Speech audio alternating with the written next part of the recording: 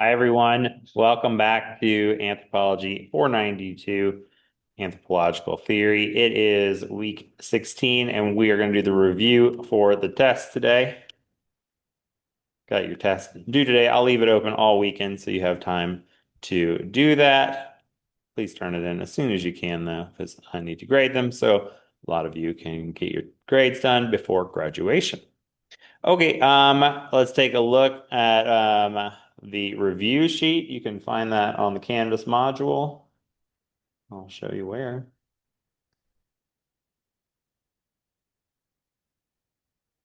All right. Yeah, you find it right here. Click on all the way down to week 16. And you got your review 2026 right here. So you got here's the review sheet. You click on that. This pulls it up. I put a bunch of terms on here based on the basically, yeah, there's 14 essay questions.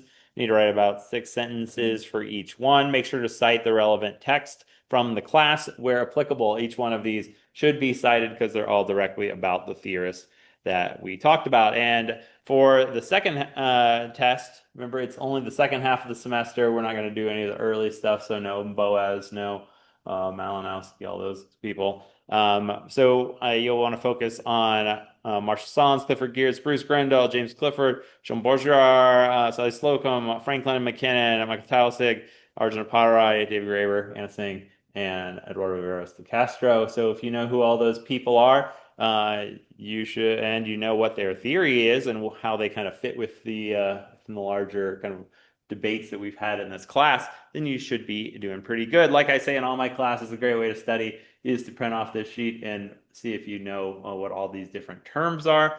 If you do, you should be in good luck. So, for instance, if you know that, and the second part over here are a bunch of terms, including total social fact.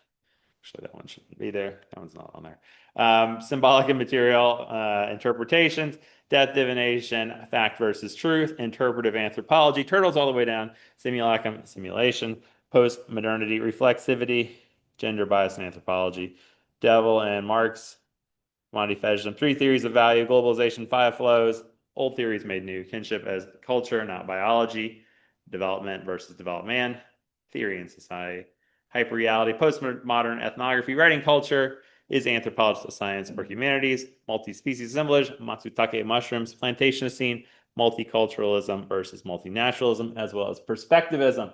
And so for all these, except for probably anthropology, science, or humanities, which is pretty broad, you can go with a lot of these. You should be able to almost take a pencil and draw a line between the theorists on one hand and the ideas that they came up with on the other. Like, for instance, who might I draw a line to for Devil and Marx? Who does that go with?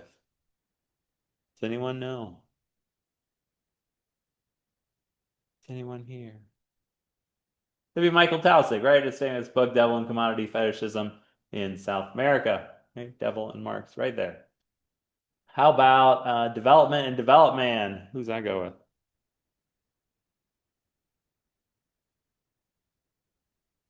That would be Marshall Solins. Marshall Solins, right, everybody? And finally, well, how about three theories of value?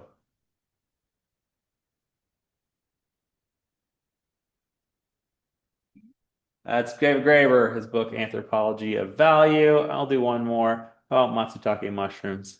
That's an easy one. That's Anna saying. That's right. So I would do this before you take the test. You should go through and try to match up. Gender bias in anthropology goes with Sally Slocum.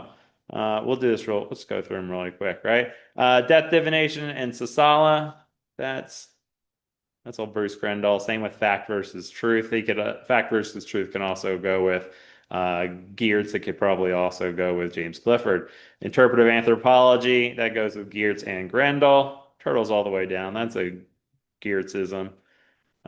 Simulacrum and simulation. Yeah, it's Baudrillard. It's French. Postmodernity. You could do Baudrillard. You could also do James Clifford. Reflexivity. Definitely James Clifford. Gender bias in anthropology, that's going to be Sally Slocum. Devil and Marx, Michael Taussig. Commodity fetishism, also Taussig. Three theories of value, that's David Graeber. Globalization and five flows, go with Arjuna. Old theories made new, that can go with a lot of different ones. Graeber is a great case for that because he's looking back at those old theories of value and how he's trying to remake them.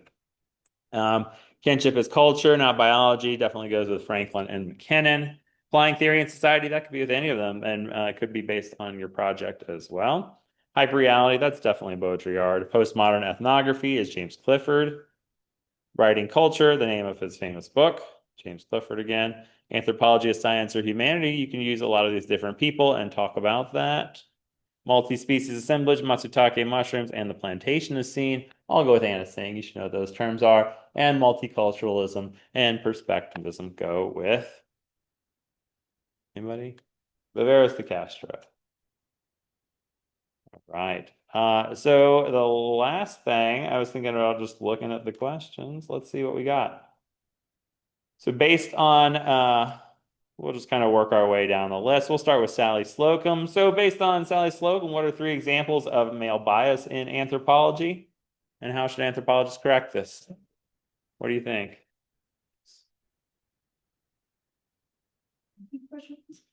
Sally Slocum says there's a lot of male bias in anthropology. What are at least three examples of that? Focus of male like importance. Mm-hmm. The women being forced into one singular view, or it being seen as weird if they're not in that view. Mm-hmm.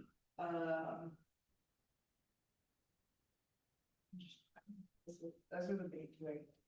Yeah, she talks about prehistory, man the hunter, right? Women are just sitting around waiting for men to go hunt and invent culture, when in fact women are producing most of the calories in hunting and gathering societies, talking about kind of the biases towards political social life, which men tend to dominate because women are domestic life, and the domestic sphere is often kind of not prioritized in ethnographic studies. As well as just kind of the bias that there are a lot of men doing early ethnographies and kind of talking to men and not as many of the women. So how does she argue that you should correct these if you're interested in a less biased anthropology? Look at both sides. So just Yeah, talk to women, see what's important to them, focus on that as well as men. Okay, last time we talked about transformers reproduction using Franklin McKinnon. And according to Franklin and McKinnon, why is kinship cultural and not biological? What do you think? because well, it depends on the cultures. Because some cultures will see kinship as specifically like from patrilineal or matrilineal, Mm-hmm. and then like in Arctic it's why is that what it's called? So why do they say that kinship is always cultural and not just biological? Why do they say that? 'Cause it doesn't, you don't have to be blood related to someone. Yeah. Right. And what are at least three areas on new frontiers of kinship research? What are some ways that we can expand outside of traditional kinship studies in anthropology? And how do these topics change or add to our understanding of kinship? You can see how people like relate to each other within a society in a way that isn't blood relation. Yeah, the found family tropes. Right? We're all living in a post Friends, post Guardians of the Galaxy world now, right? What else? How about new reproductive technologies? That's a big one. Stem cells and cloning. How would that change our understandings of kinship? There's like the issue of who's the mom in the situation of an egg donor versus Mm-hmm. like the person carrying it. Mm-hmm. Surrogate or gestational motherhood. And my favorite about people falling in love with their AIs. All right, new forms of kinship. You see people getting married to their virtual partners, right? How is that going to change? And what will the generation after you be like? And people are falling in love and getting married to their robots. So you can use these Franklin McKinnon to talk about all these future or near future technologies. Arjuna talks about globalization. What are his five flows of globalization?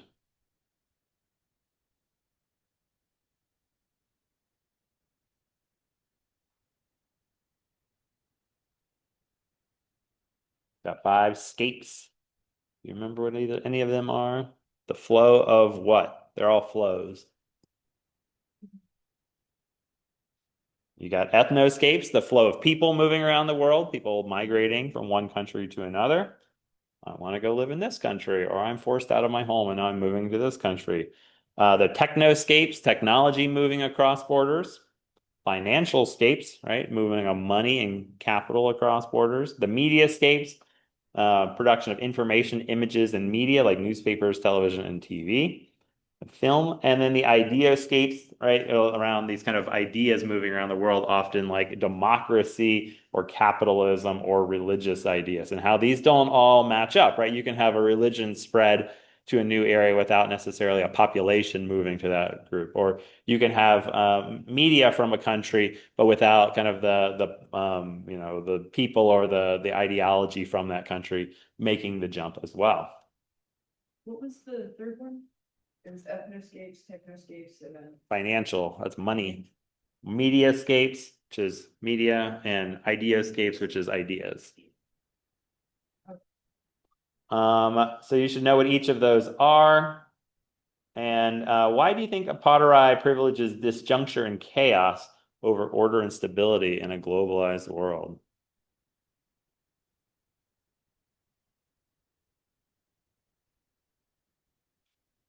Maybe think about his model. Why does he promote five different flows that don't necessarily map onto each other versus just one unified core periphery model like you see in earlier globalization studies? Because there is a lot of parts of the global world. There's not just one thing that encapsulates everything, and they're all messy. Yeah, they're all messy, right? Early theories like Wallerstein tended to see, the colonial periphery and the global core, right? Ideas and money coming out of the global core and raw materials coming out of the periphery. But we can see from a Potterite that these things are much more messy and there's a lot of disjuncture as these things don't match up perfectly well. And countries that might be ahead in one or doing well in one of these flows, like for example, you could be have a great media industry, but maybe not, a lot of technology coming out of there, or ideas. You might be like, Greece, right? Kind of the home of all these ideas that Western culture is built on, but you might not have a lot of like film, or media escape power these days. Um, According to Marshall Solins, right up here, what is the difference between development and develop man? What is develop man, and how is that different from development? Develop man. Remember, it was like a mishearing. Yeah, a pop one pigeon, right? Development being our Western notion of economic development, that people in the third world are marginal, that they need to be brought up to our level, they need to participate in global capitalism, often at the very bottom of global capitalism. Developed man being from the insider perspective in these cultures, using global capitalism to build up their own culture, right? Having bigger potlatches, having more cooler valuables, going on longer, cooler expeditions, having longer, kinship or more kinship networks and longhouses and things like that, right? Using the resources of the global to make your own culture more. So, for instance, in Belize, where I do work, people using the money from tourism to kind of do Maya cultural promotion and having a Maya language high school and a Maya radio station and things like that, right? Using the profits of tourism and cacao to increase their own culture. And you can think about these in ideas of cultural renaissance, resistance, and humiliation in context of globalization, right? How they can be used for bettering our own cultures, but also how things like cultural humiliation, religion, and kind of being at the bottom of global capitalism can cause cultural humiliation and make people abandon their culture and kind of buy into this myth of global capitalism. So according to Baudrillard, what is the condition of hyperreality? Do you remember what that is? Uh, it's where like you create a second meaning of something, be like based on different conditions. Yeah, so it's the distinction between reality and the simulation blur. making these representations of the thing more real than themselves, right? The great example is kind of the Walt Disney castle is more real than the actual castle in Neuschwanstein in Germany, right? Because that's what most of us have associations with, versus, versus something else where, oh, I saw that and our ideas of pirates are shaped by the Pirates of the Caribbean movies more than kind of the historical accuracy of, actual piracy. Like Um, the save icon one too, right? yeah, the save icon is another example. Yeah. So you can think about how it's reflected in our contemporary mediascapes, and then what are some of the real world consequences of this, right? And think about how what you did your group on the Twilight, right? Oh, in the other class, right? Like, so how, what was the group that you did yours on? It was the Like, well, yeah. So how people's perceptions of this indigenous group are shaped by Twilight movies, right? And they're all werewolves versus like the actual reality of what's going on, right? And so these things often become stand-ins for the real thing. wild also What was that? a photo to the Mm-hmm. other. All right. And then also with Baudrillard, you should know about simulation or simulacra. Um, so what is simulacra? Do you remember? Copies or representations that either mask the absence of reality or create a reality that never existed, right? So it's tied up to hyperreal, just like the last one. And you should know the different phases of simulacra, right? The when Baudrillard talks about this, right? The thing in itself, then there's the removal, the one step kind of removed, and then it becomes two steps removed, and then finally there's no bearing on reality between them. And we use the example of Stevie Wonder to Gangster's Paradise to Amish Paradise and onwards, right? Kind of the parody of the parody of the parody until you get the punk rock version of Amish Paradise, which has no connection to the original Stevie Wonder Pastime Paradise at all, right? These things have become so far down the chain that they become reference symbols without any kind of reference in the real world anymore. They're just based on copies of copies. James Clifford, in his book Writing Culture, says ethnographic um, works are inherently incomplete. What does that mean? Why'd you say they're inherently, oh, why whatever we write about a culture is inherently incomplete? Because everyone has their own perspective Mm-hmm. and how they like interpret a culture is going to be different from the next person. Yeah, so you have different perspectives, both of different ethnographers. You and I going in the same culture and studying them, even the same village, are going to talk to different people, are going to have different life experiences. Before we get there, we're going to be of different ages, right, with different backgrounds, and we're going to have different perspectives that we bring to it. Also, the people who live there often have different perspectives. There's not just one homogenous Dhamaya who have all the same perspectives. So who you talk to and who I talk to is going to make a difference in that. We talked about that. So, do you think ethnographies are factual or are they interpretations of culture? Yeah, are there any basis in fact or reality, or is it the argument against postmodernism that we've become some completely unmoored from reality and we're just writing fictions now? Are we reading ethnographies as literature or can we use them as science as well?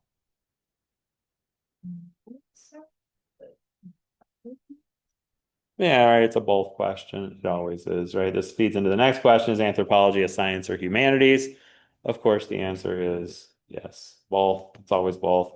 Make an argument as to why or why not science is an appropriate perspective for studying anthropology. Use at least two theories from this class, right? So you can talk about using someone like James Clifford or Baudrillard, whether these are simulations or these are, interpretations of reality, or you might use someone like, you know, Viveros de Castro, who, would seem like somebody who's pretty far out there, But he makes the argument that we are doing science, but we're not just doing our science, we're doing their sciences as well, right? Or you can use someone, a materialist like Rappaport or not Marshall Solons, Marvin Harris or White, right, who talks about kind of the material science of culture, right? So you can use whichever perspectives you like on that one. Clifford Geertz talks about the difference between winks and twitches of the eye. What are they, and how does that matter for culture? It's the difference between like intention Yeah. of the movement. And how do we know the difference as ethnographers? How do we know the difference between winks and twitches? What you know, what you are. Uh-huh. Special. Yeah, right. That the only way to do that is to live amongst that culture and become immersed in that culture, right? That you can't just read it. That if you're reading somebody else's text, you're not going to get the whole view. And speaking of text, Geert says that culture should be read as a text, right? In the same way that we might interpret The Great Gatsby or Shakespeare in an English lit class, we should be interpreting cultures in the same way. Do you think this model works, or do you think we should be looking for something that's more empirical? It's kind of different. Um, sorry, I was typing. Can you repeat the question? Yeah, should Geert says that we should interpret culture as a text, like Shakespeare or The Great Gatsby, rather than something to be empirically measured. Do you agree with this position or not? Or why? It's both.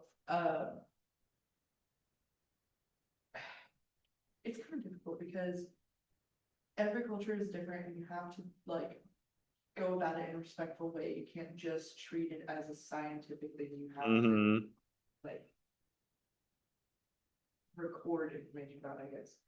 But it's also like to get information, you have to do a sort of Mm-hmm. scientific like analysis of it. Yeah, and I think two great examples, right? On one hand, you got the Roy Rappaports who are looking at culture empirically and counting calories, how much calories it takes to grow a pig and how much calories and protein you get out of that. And we can kind of look at these empirical flows of nutrients versus like a Grendel who's looking at something like the experience of Sisala death divination, which doesn't really have kind of an empirical comparison that you can make, or you're not looking at how many calories are expended in this death divination ritual. It doesn't make sense. So it really depends on what you're studying and what your goal is for the research. So why does Geert say that interpretation in the context of interpretive anthropology is really just turtles all the way down? What does he mean by that? It's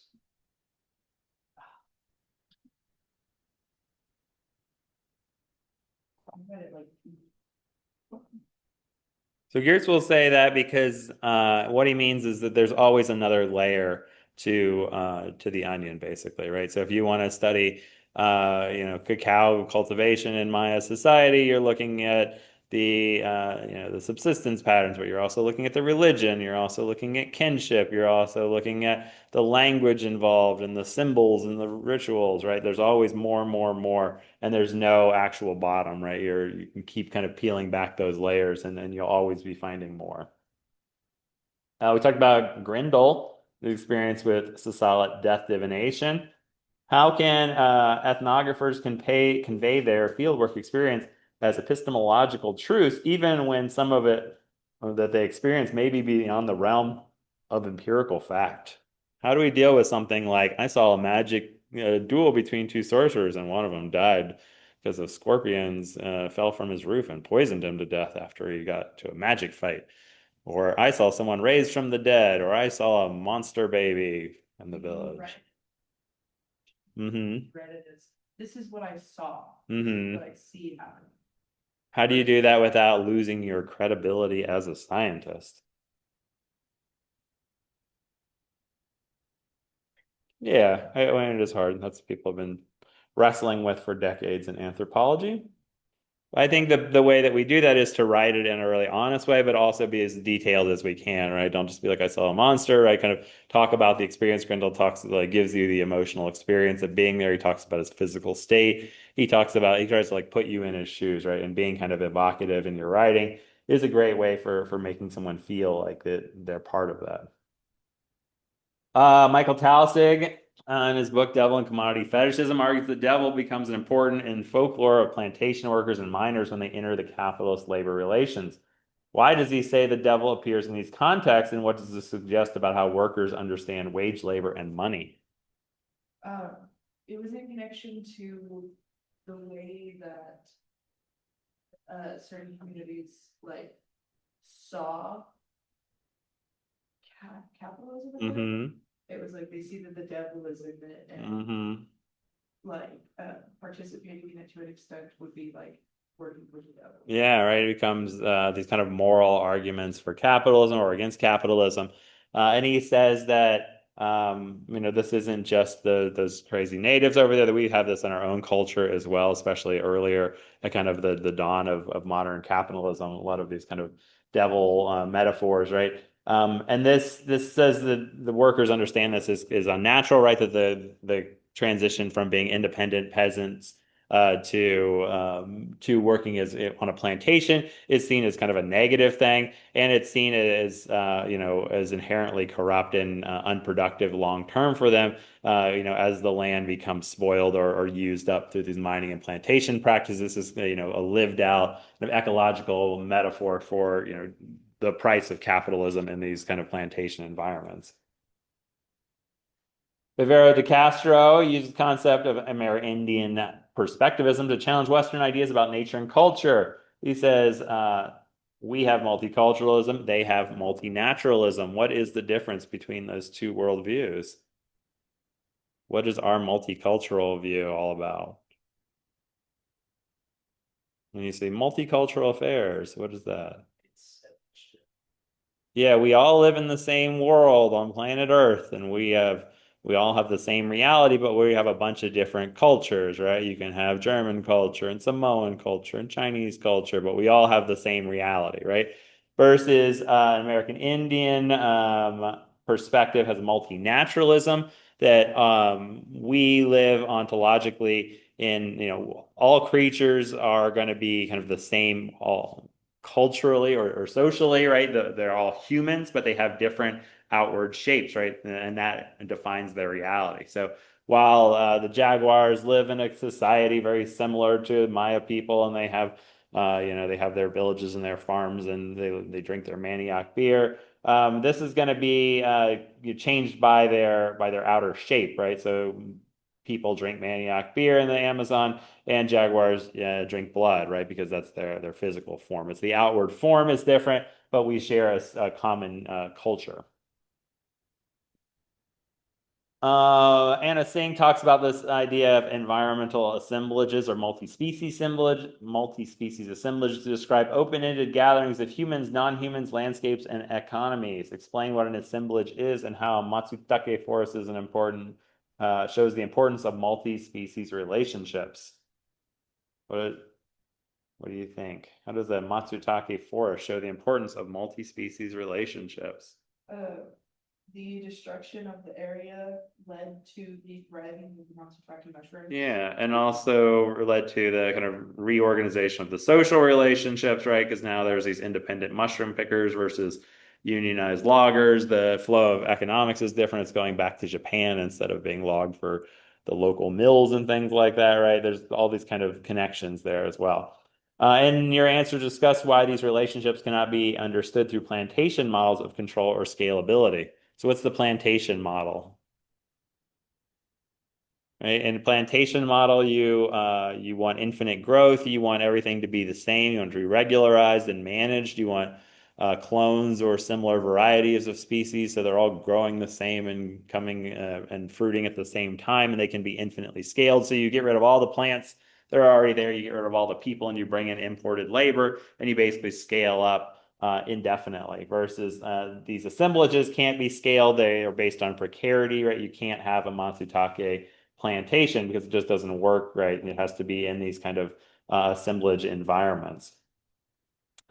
And finally, David Graeber argues that anthropology has struggled for a clear theory of value. Explain three meanings of value he identifies: sociological, economic, and linguistic. What are the three ways that anthropologists have traditionally talked about value? What's the sociological values that he talks about?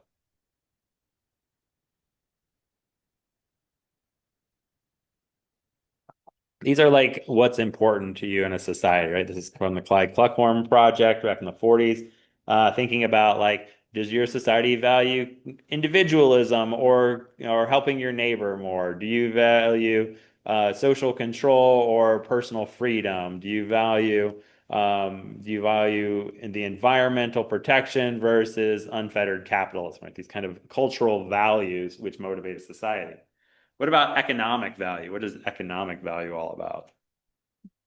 Money, right? Often thought of in terms of price, but Marx says they're not exactly the same. But right, what we're willing to pay for something, especially in terms of use value, what some, how much is a bottle of water worth when you're starving or when you need water in the desert versus how much is this exchange value that you can get when you're selling it in the grocery store.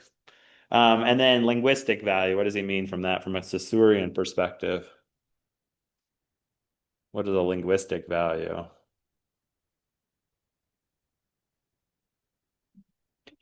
It's like what a word means, right? The word cat doesn't mean the animal unless we connect it, right? It has a value of that thing.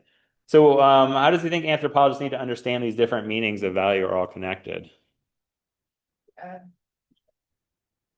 an interpretation of a society, Yeah. you can actually see like the things that are important to them, I guess. Yeah, and that's what he says that these are all really, even though in English it seems like these are really different ideas, these are all the same perspective on what is important or what is the good life or how economics and personal and linguistic value or social value all kind of come together through this term of value. Do you feel pretty confident in that review? You know most of those ideas? If you don't, now there's time to look it up. Remember to go through, we just went through all 14 questions on the test. So I encourage you, maybe before the test, if you're watching this now, go back to your review sheet and make sure that you know what all those terms are. We just talked about them all. They should be all up there.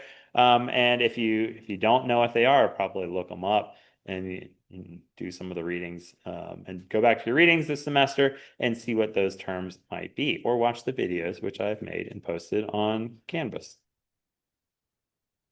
All right. Are there any questions about any of the terms or any of the questions that we went over today? Is plantation seed the plantation model?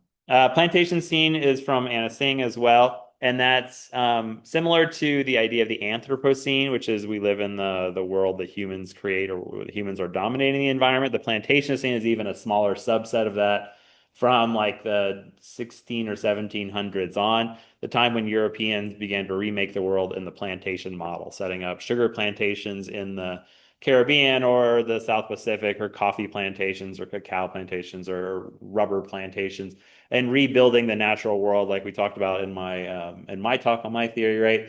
All the forests are changed so all the trees are exactly 15 feet apart, and you can drive your little truck underneath, and they're all the right height, and they are all disease resistant, and so you can manage the world in a more scientific way. And that's the opposite of what goes on in these kind of Matsutake assemblages. They're like inherently anti-plantation. But yeah, scene means the era of, and plantation means plantation. So it's the era of plantations. Any other terms that you want to go over? Yes. So So, Sala, those are the group that Grendel worked with and had his death divination experience with. This is the Sala.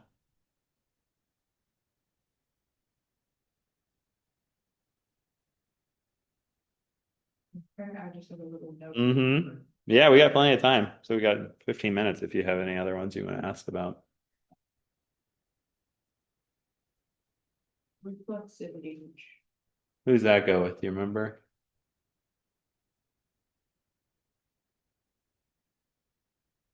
Go with James Clifford primarily. Could also go with Sally Slocum. And that's about realizing our positionality in when we're doing field work, whatever kind of biases we might have. It might be gender biases, it might be economic, it might be religious, it might be social, geographic, right? And recognizing that our perspective on that culture and our interactions with them is going to be shaped on that, and that not that that's necessarily a bad thing, but that it's just an inevitable thing, and we should take account of that in our writing versus just trying to pretend we're an objective instrument of science. That I'm going to have a different perspective from you because we have different positionality. So we should reflect on that in our research and as well as in our writing and be like, I come at this from as a 40-something-year-old white college professor, and this is going to, influence my perception of what's going on in this situation in a way that maybe yours is different. Okay. I like that concept. Yeah. Um, Yeah, and with your audience too, right? Like because a lot of times if you hear someone talk, like in a lecture, you kind of get a sense of that positionality. But a lot of times in a book, it's kind of flattened, right? It's just like all books kind of look alike, and it's just like words on a page. So it helps you kind of, Margaret Mead's perspective on Samoa is going to be very different than if I went there, 70 years later. See, like, oh, this person wrote books and they're objectively Hmm. higher in, or from, like, I guess, not education, but I guess. Hmm.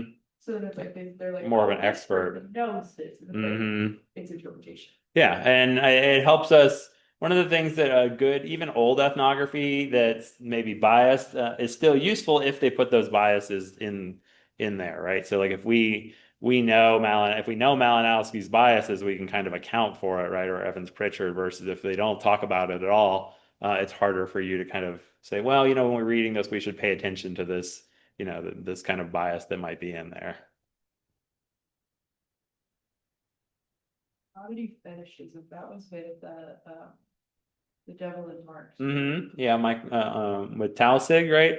Commodity fetishism is this idea from Marx that commodities tend to take on a life of their own or have their own intrinsic value. Marx says that things get their value from labor. The apple has value because someone had to grow the apple on land. They had to, clear the land and take care of the trees, and then take the apple, and somebody had to drive it in their truck to the market, and the truck had to be powered by gas that was extracted with human labor. But when we see that apple in the grocery store, we think apple equals $1 because that's how much apples are worth, right? That there's that labor that goes into it that gives the thing value gets erased, and objects, the Nike sneakers that you buy, take on a value in their own terms as something that's almost mystical. He says, disconnected from what's actually giving it value.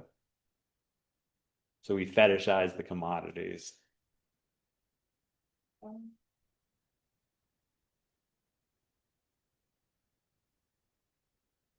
Little social facts. That one. I took that off. That's actually from Marcel Mauss, so that's not on the test. I'll update that one. The symbolic versus materials interpretation. Hmm. Yeah, I would guess that's probably I don't think we have that one either. I'll take that one off. I think that's from an earlier version. I Say, think we had that one in the for test number one.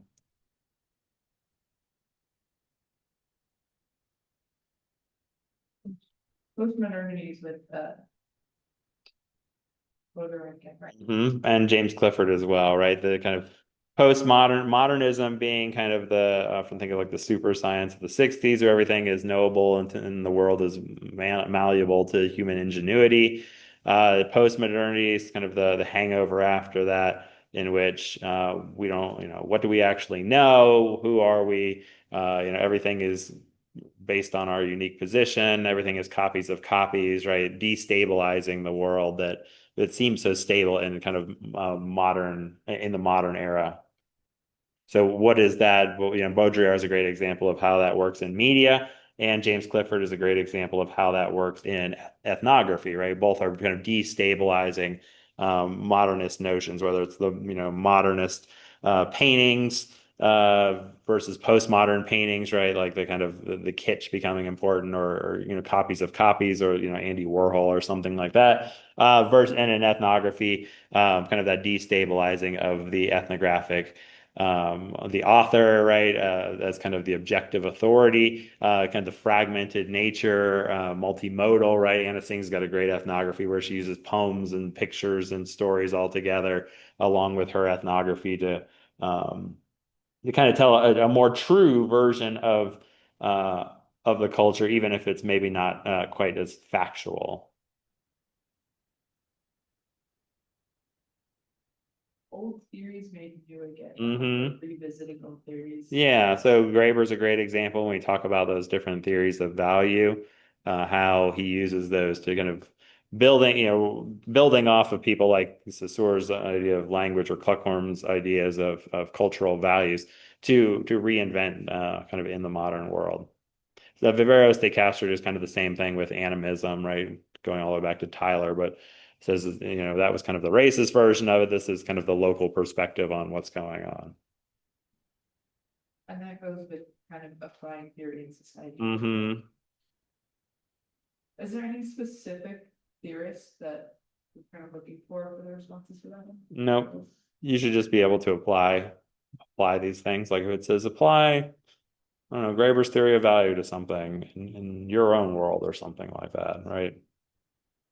What's an example of Grendel's, interpretive position in your own life?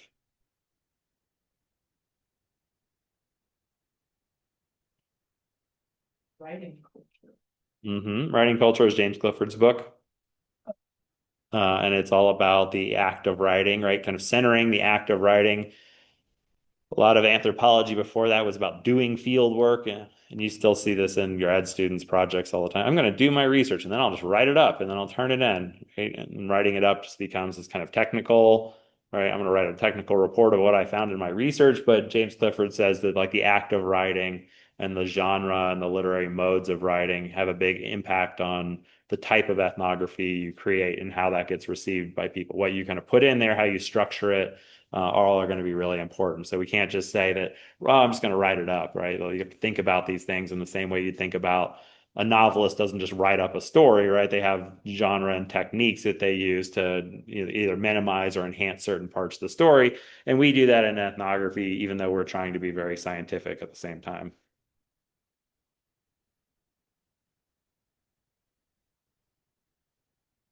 I remember that from one of my intro classes, is that it was like, be very careful on what you say about people, what you say Hmm. like in reference to them, because it could affect everyone's vision of them. Definitely. Because it's like if you write one thing about like, oh, like they do this, but it's kind of like silly of them doing that, like that other people are like, oh, that's silly that they do that. Hmm. And then that's how they see them. Yeah, or like in Belize, Richard Wilk in the 70s, or oh, the Maya people they originally come from Guatemala in the 1700s. And then it was used in a political case against them to say that like they're not indigenous to Belize, right? The real Maya were killed off, and these are just like imposter Maya who have come from Guatemala. And it says so in this ethnography. So then he had to like go to Belize and like testify that that's not really what I meant, like this Yeah. is a scientific debate, not a political claim, right? Yeah.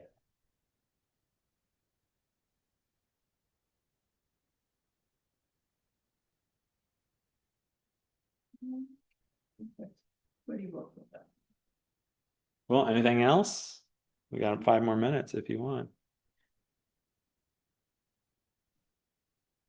Okay, well, thank you so much. I know a lot of you, this is your senior year, so if it is, congratulations on finishing the class and finishing your degree here at Eastern, and good luck at whatever your next endeavor may be. Those of you who are continuing on in the fall, I'm excited to see you. And don't forget, please take ethnographic methods. We're going to have a great time in there as well in the fall. All right. If nothing else, I'll see you on the fall. Have a great summer, and I'll catch you next year. Bye.